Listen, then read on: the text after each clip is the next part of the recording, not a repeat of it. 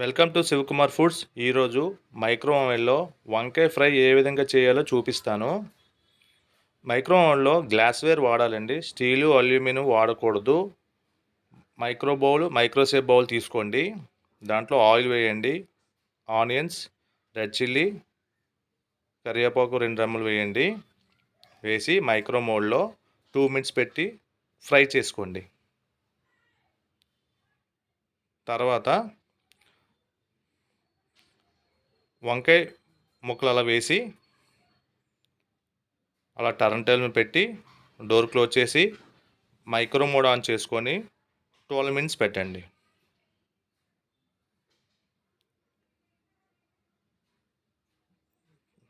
Two మినిట్స్లో అయిన తర్వాత బయటికి తీసి అలాగా పసుపు వేయండి, సాల్ట్ వేయండి,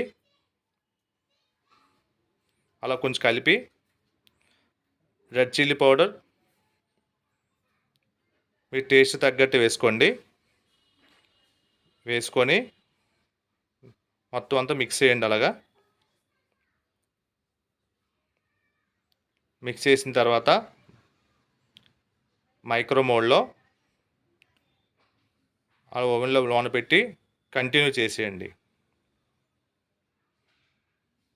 చాలా ఈజీగా ఉంటుందండి. మన స్టవ్ మీద అనుకోండి టైం ఎక్కువ పడుతుంది, దీంట్లో ఆయిల్ కన్జంప్షన్ తక్కువ పడుతుంది, ఫాస్ట్గా అవుతుంది. చూసారా కలర్ఫుల్గా ఎలాగొచ్చిందో? టేస్ట్గా ఉంటుంది. ఈ వీడియో నచ్చినట్లయితే లైక్ చేయండి, షేర్ చేయండి, సబ్స్క్రైబ్ చేసుకోండి. Thank you.